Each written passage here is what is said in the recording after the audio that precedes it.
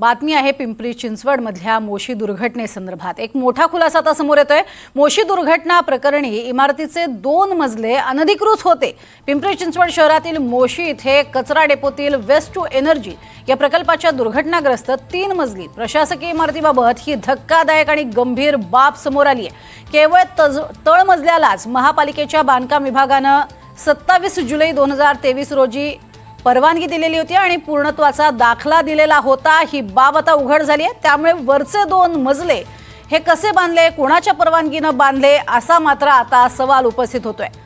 मुळातच या संपूर्ण प्रकरणामध्ये अजूनही 8 जण आत अडकलेले आहेत आणि त्यातच हे मजले कोणाच्या सांगण्यावरून बांधले असा अर्थातच प्रश्न उपस्थित होतोय। या संदर्भात कंपनीच्या कंट्रोल रूमच्या बाहेरनं आढावा घेतला आमचे प्रतिनिधी सूरज कसबे यांनी।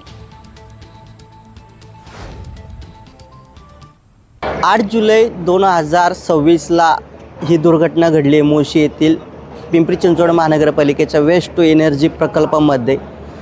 या इमारतीच्या तळमजल्याखाली अद्याप देखील 8 कर्मचारी अडकून आहेत। हा प्रकल्प अँथोनी लारा रिन्युएबल या कॉन्ट्रॅक्टर त्यांना देण्यात आलं होतं कंपनीला। PPP तत्वावरती हा प्रोजेक्ट उभारण्यात आला आहे। 1 ऑगस्ट 2023 साली याचं उद्घाटन झालं आहे। तर जी इमारत बांधली तिला जुलै 2023 मध्ये पूर्णत्वाचा दाखला देण्यात आला। 2 वर्षातच ती इमारत उभारण्यात आली। मात्र त्या इमारतीच्या दुर्घटनेबाबत कुठल्याही प्रकारची जबाबदारी घेताना आता ही अँथोनी लारा रिन्युएबल कंपनी दिसत नाही आहे। कंट्रोल रूममध्ये अद्याप त्यांचा कुठलाही अधिकारी उपस्थित नाही आहे। हे कंपनीचं कंट्रोल रूम आहे। इथूनच सर्व कारभार पाहिला जातो, कंट्रोलिंग केलं जातं या संपूर्ण प्रकल्पावरती।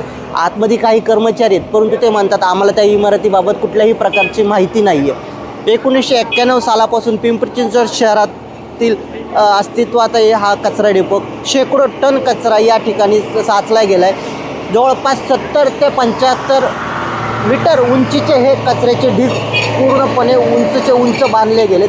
परंतु या कचरा डेपो आणि या वेस्ट टू एनर्जी प्रकल्पाची संपूर्ण जबाबदारी या अँथोनी लारा कंपनीवरती आहे। आणि या कंपनीने BSCला एक निवेदन सादर केले। ते निवेदन NDTV मराठीच्या हाती लागलं आणि त्याच्यामध्ये त्यांनी असं म्हटले की आम्ही या संपूर्ण घटनेबाबत जे जखमी आहेत त्यांना पूर्णपणे मदत करतोय, प्रशासनाला सहकार्य करतोय, वेगवेगळ्या यंत्रणा त्यांना पुरवतोय।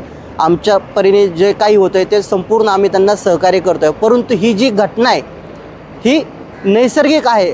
पावसामुळे अतिवृष्टी झाली आणि हे कचऱ्याचे ढीग पूर्णपणे खाली आले। परंतु याआधी देखील अशाच प्रकारे कचऱ्याचे ढीग जे आहेत ते खाली येत होते। जी इमारत पडली आहे तिच्या आजूबाजूला कुठल्याही प्रकारची संरक्षण भिंत नव्हती। जर संरक्षण भिंत बांधली गेली असती तर काही प्रमाणात ही दुर्घटना टळली असते। परंतु आता जी दुर्घटना घडली त्याच्याबाबत कुठल्याही प्रकारची ना चौकशी करण्यात आली आहे, ना कुणावरती गुन्हासुद्धा दाखल करण्यात आला नाही। केवळ एक आकस्मिक मृत्यूची नोंद भोसरी MIDC पोलीस ठाण्यामध्ये दाखल करण्यात आली। आयुक्त म्हणतात आम्ही चौकशी करू, परंतु 24 तासामध्येच या ज्या इमारतीच्या पूर्णत्वाचा दाखला दिला जातो त्याच्यानंतर 2 मजले अनधिकृतपणे बांधले दिले जातात। हे कोणाच्या सांगण्यावरून बांधले गेले याच्याबाबत कुठल्याही प्रकारची माहिती समोर येत नाही। 24 तासामध्ये हा सर्व कारोबार करण्यात आला। एवढी गडबड कशासाठी केली गेली? 2 वर्षातच इमारत का बांधली गेली? आता या सर्वांना जबाबदार कोण अधिकारी आहेत? त्यांची चौकशी होणार का? त्या अधिकाऱ्यांवरती कारवाई होणार का? हे पाहणं देखील आता तितकंच महत्त्वाचं असणार आहे। सूरज कसबे, NDTV मराठी, पिंपरी चिंचवड, पुणे।